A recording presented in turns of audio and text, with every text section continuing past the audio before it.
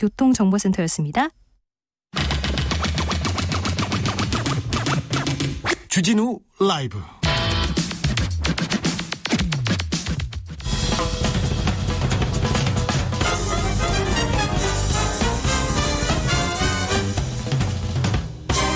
훅 인터뷰. 모두를 위한, 모두를 향한, 모두의 궁금증 훅 인터뷰. 공정경제 3법. 이게 뭐길래 기업이 이렇게 반발하는 걸까요? 기업들이 반발하는 이유, 그리고 이 법안의 주요 내용 알아보겠습니다. 이창민 한양대 경영학과 교수, 안녕하세요. 네, 안녕하세요. 지난번에 교수님께서 이재용 삼성 부회장이 구속되면 삼성 주식이 어떻게 될 것이다, 이렇게 얘기했는데 쉽게 풀어주셔가지고 잘 알아들었다는 분들 많습니다. 오늘도 잘 좀 부탁드리겠습니다. 네, 알겠습니다. 이재용 부회장 기소됐는데요. 삼성전자 주식은 어떻게 될 가능성이 있습니까? 기소 전후에도 삼성전자 주식 그렇게 큰 변동 없이 그래서 일정 정도 올랐고요. 제가 다른 계열사 주식도 많이 봤는데 그렇게 큰 문제 없었던 것으로 보입니다. 그러니까 오히려 이렇게까지 그러니까 총수를 둘러싼 여러 가지를 정도로 풀고 가면 저는 여러 가지 삼성의 주식은 좋은 방향으로 갈 거라고 보고 있습니다. 네. 정도로 풀면요. 네. 자, 공정거래 3법에 대해서 좀 물어보겠습니다. 논란이 뜨거운데, 자, 공정거래 3법 어떤 내용이 담겨 있습니까? 일단 제가 이게 굉장히 복잡한데요. 제일 첫 번째 말씀드리고 싶은 거는 청취자분들의 이제 주식 투자하시고 이렇게 관심 있는 분들 많으실 텐데요. 꼭 기억을 하셔야 될 게, 이게 지금 재계나 언론에서는 기업을 막 옥죄다 이런 프레임으로 가고 있는데 절대 그런 게 아닙니다. 그러니까 기본적으로 총수가 자기 멋대로 하는 거를 규율하려는 거고요. 그렇게 하면은 궁극적으로 누가 도움이 되느냐? 주식을 갖고 계신 주주, 그다음에 이제 관련된 소비자, 그다음에 이제 금융상품을 사시는 금융소비자, 이런 분들의 개인적인 자산 가치 증식에 도움이 되시고요.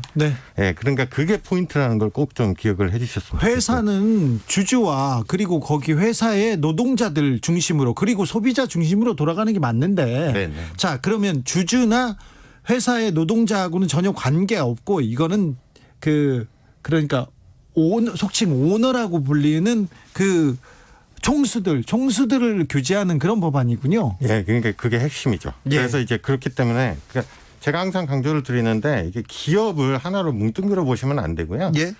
그러니까 삼성과 이재용 부회장 항상 분리해서 보셔야 돼요. 그리고 서로 이해관계가 충돌하는 부분도 많습니다. 자, 그러면 삼성하고는 전혀, 삼성한테는 득이 되고 총수 이재용 부회장한테는 약간 좀 걸림돌이 되는 그런 법안이군요. 네, 맞습니다. 그렇게 보면 됩니까? 3법 다 그렇습니까? 3법 다 그런데요. 제가 간단하게 차이만 말씀드리면, 3법 개정안은 그러니까 쉽게 말씀드리면 약간 개별 기업적으로 접근해서 이렇게 의사결정을 투명화, 그러니까 총수 마음대로 못하게 하는 거고요. 그다음에 나머지 두 개는 이제 공정거래법하고 금융그룹감독법인데요. 이거는 우리나라가 굉장히 독특하잖아요. 기업의 형태가. 그러니까 굉장히 그 안에 계열사끼리 막 얽히고 설키고, 그 안에서 내부 거래 일감 몰아주게 하고 서로 도와주고. 이것도 총수들이 주로 하는 거잖아요. 총수들이. 그 회사를 더 만들어서. 그러니까 이것도 총수들이 개인적인 이해를 위해서 막 이렇게 하는 건데, 그리고 심지어 회사도 삼성물산 제일모직 합병은 붙였다가 또 최근에 주가 폭락한 LG화학이라고 있어요. 거기는 또 회사를 또 떼었다가. 이제 이런 것들을 조금 더 큰 관점에서 규율을 하고자 하는 거라고 보시면 될 것 같아요. 아니요, 어찌 됐건 맥은 자, 이 공정거래 3법은 총수는 불리할 수 있으나 회사한테는 유리하고 주주한테도 유리한 법, 이렇게 해서 이해하면 되죠? 네, 맞습니다. 시험 문제도 이런 식으로 하면 풀면 되겠네요. 자, 재계에서는 3% 룰이 경영권을 위협한다, 투기 자본에 먹잇감 된다, 이 얘기를 하는데, 이거는 무슨 소리입니까? 이건 진짜 대표적인 가짜 뉴스고 소설인데요. 그래요?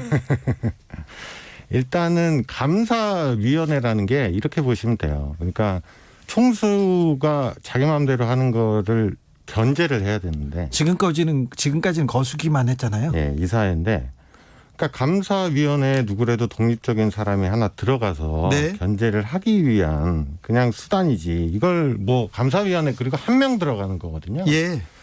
한 명 들어간다고 뭐 예를 들면 뭐 외국계 투기 자본이 삼성전자를 뭐 먹어버리고 이럴 수는 이건 불가능한 겁니다. 네. 네. 그리고 또 하나는 자꾸 재계에서 이거를 투기 자본 그다음에 해외 기업 해외한테 먹힌다. 예. 대표 기업이 이렇게 얘기를 하시는데 그분들은 기본적으로 그분들은 다 금융회사잖아요. 네. 그러니까 그분들의 목적도 자기들이 주식을 사고 그거 가치를 끌어올려서 수익률을 내고자 하시는 분들이에요. 네. 그러니까 들어와서 뭔가 막 자꾸 분탕치를 치고 뭐 오늘인가 심지어 그런 기사도 났던데 뭐 이렇게 뭐 삼성전자의 중국 경쟁 기업의 스파이를 감사위원으로 앉힐 거다 이런 막 극단적인 소설까지 나오더라고요. 네. 이런 일은 일어날 수도 없고요. 그럴 이유가 전혀 없습니다. 네. 그런데 좀 신기하죠. 네. 저기 언론에서 이 공정거래 3법에 대해서 좀 정확하게 알려주면 되는데 재벌 기업을 위한 기사, 재벌 기업도 아닙니다. 재벌 총수를 위한 기사만 많이 쏟아져 나와가지고 지금 공정거래 3법에 대한 그 좀 정의가 좀 흐트러진 것 같습니다. 네, 맞습니다. 네. 그러니까 언론은 뭐 계속해서 문제가 제기되는 거지만 일단은 총수의 이해와 너무 좀 밀접하게 연관이 되어 있는 기사들을 너무 많이 생산을 해 나가시는 것 같아요. 큰 네. 문제라고 보고 있습니다. 이 공정경제 3법은 이 정도 얘기하면 정리가 된 거죠. 그러면 또 네. 다른 얘기를 뭐 다른 언론에서 나온 얘기 따져볼 필요가 없는 것 같습니다. 네네. 그러면요 해외에서는요 이 공정경제 3법에 대한 이 정도 법안 이 정도는 법안이 나와 있습니까? 아니면 기업 옥죄기라고 해서 안 된다고 지금 이런 법이 없습니까? 이게 지금 재계랑 보수 언론에서 가장 크게 쓰고 있는 반론 중에 하나인데요. 네. 이게 자꾸 다른 나라랑 비교를 하시는데 일단 첫 번째는요. 우리나라 재벌 같은 이렇게 후진적이고 정근대적인 지배 구조는 없어요. 다른 네. 나라에. 네. 그러니까 다른 나라는 이런 법을 만들 필요가 없고요. 그리고 불과 몇 퍼센트, 네. 5% 미만으로 오너라고 이렇게 다 그룹을 지배하는 경우도 없지 않습니까? 네. 그다음에 또 하나의 포인트는 각급 국가마다 이런 어떤 경영진이나 총수의 이렇게 불법 행위를 규율하는 수단이 조금 다 다릅니다. 그러니까 저희가 이제 우스갯소리로 무슨 얘기하냐면, 네. 우리나라 이제 이재용 부회장이 무슨 문제를 일으켰으면 이재용 부회장이 만약에 미국에 있었으면 어떻게 됐을까 이런 예. 얘기를 많이 하거든요. 근데 거기는 기본적으로 그러니까 그러면 엄청나게 큰 소송들이 걸리죠. 민사소송이 걸리고. 감옥 가겠죠. 네, 그다음에 감옥을 가죠. 그래서 제가 대표적인 예가 저희가 맨날 얘기하는 그 앨런이라는 분식회계인데 네. 그 앨런이라는 회사는 기본적으로 시장에서 퇴출이 됐고요. 네. 그다음에 이제 책임자는 28년. 예, 그리고 14년을 살고 작년인가 감옥에서 네. 나왔어요. 28년. 예. 네. 저기 28년 감옥형을 네, 네. 감옥형을 선고받았죠. 네네. 그리고 거기를 앨론을 봐주던 회계법인도 네네. 28년 예, 맞습니다. 선고받았죠. 예, 그러니까 뭐 그런 것들을 단순하게 비교할 게 전혀 못 돼요. 네. 마스크를 조금 벗어서 얘기하셔도 될 것 같습니다. 아, 예. 네. 좀 잘 안 들렸어요. 아, 그래요? 오신 김에 이창민 교수님 오신 김에 제가 몇 가지도 더 여쭤보겠습니다. 자, 공정경제 3법과 더불어 노동관계법 개정안 국민의힘에서 들고 나왔는데 이 부분에 대해서는 어떻게 봐야 됩니까? 노조는 즉각 반발하고 있습니다. 여기에 대해서는 또 재벌가에서는 찬성하고 있고요. 일단은 이거를 일단은 합의 카드로 들고 나온 거라고 저는 생각을 하는데 네. 일단 첫 번째 가장 큰 문제는 뭐냐면 지금 재계가 이 공정경제 3법을 자꾸 기업을 옥죄고 경제가 힘든데 왜 그러냐 이런 논리를 들고 나오잖아요. 네. 근데 기본적으로 이게 기업 가치를 증진시키는 법안이고 이런 거를 차지하고 나서도요. 그러면은 노동관계법이라는 거는 노동시장 유연하잖아요. 네. 근데 지금 전 세계적으로 코로나가 퍼지고 나서 전 세계의 정책 목표 중에 가장 핵심이 고용을 유지를 하는 거거든요. 네네. 그러니까 고용이 흔들리면 그 경제 위기가 정말 심각해지는데 자기들은 경제 위기 때 왜 경제를 옥죄냐면서 예. 지금 노동시장 유연화를 하자는 전 세계 아무도 안 하는 네. 이런 정책을 들고 나오는 것 자체가 저는 굉장히 코미디라고 봐요. 앞뒤가 안 맞네요. 예, 앞뒤가 매우 안 맞죠. 네. 예, 그러니까 참 큰 문제인 거라고 보고 있습니다. 네, 코로나로 극빈층이 1억 명 느는데 갑부들은 8천조 재산 불렸다 이런 기사도 봤는데 네네네. 지금 코로나로 경제가 어려운데 서민들 국민들은 어려운데 재벌들 기업들은 돈을 잘 벌고 있어요. 네, 그렇죠. 네.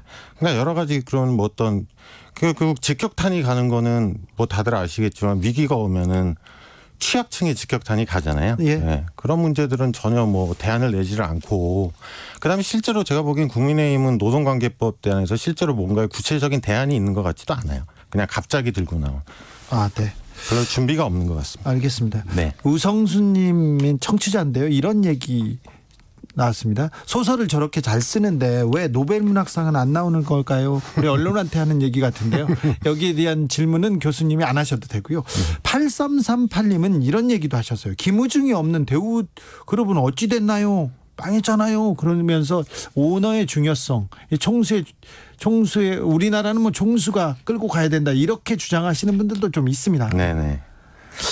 근데 그거는 제가 보기에는 선후 관계가 바뀐 것 같아요. 네. 그러니까 김우중이 없어서 대우가 망했다기보단 네. 김우중 전 회장이 개인적인 여러 가지 이해를 위해서 여러 가지 뭐 복잡한 일들을 벌이다 보니까 대우가 부실화가 된 거죠. 네. 그러니까 그건 전후가 바뀐 얘기입니다. 네. 몇 가지만 더 물어보겠습니다. 네네. 삼성에서 언론사를 만들고 그 언론사의 출입증을 들고 국회를 출입하다가 걸렸습니다. 그래가지고 사과했는데 요거는 어떻게 보세요, 교수님? 진짜 그 문제라는 거죠. 그러니까 저는 이제 지금 그러니까 재계 플러스에서 거기서 이제 계속해서 이 가짜 뉴스를 전파라는 게 언론인데 언론에 굉장히 삼성이 여러 가지 영향력을 행사를 하고 있다. 이 언론에도 영향력을 행사하는 굉장히 경제 권력이라는 게 네. 또 하나의 그냥 일화로 드러난 거예요. 그러니까 예. 그런 것들이 자꾸 드러나는 것 같아요. 네. 주식 양도세 대주주 기준 3억으로 만든다. 이걸 가지고도 큰 논란인데 요거는 또 어떻게 봐야 됩니까? 오신기 매체가 다 물어봅니다.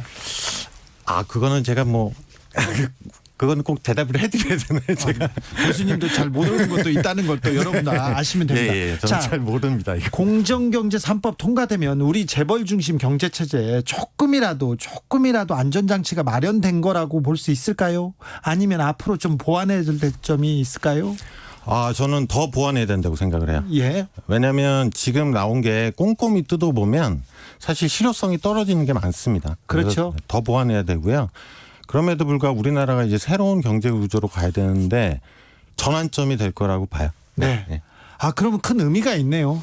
의미 있죠. 네, 안을 보면 그다지 뭐 개혁적이고 그다지 멀리 간 건 아닌데 자, 방향을 바꾸는 큰 의미가 있다. 이번 이제 물꼬를 트는 거죠. 네, 공정 경제로 가는. 네.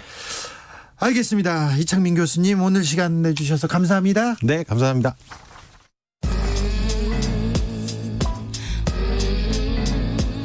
나비처럼 날아 벌처럼 쏜다. 주진우 라이브.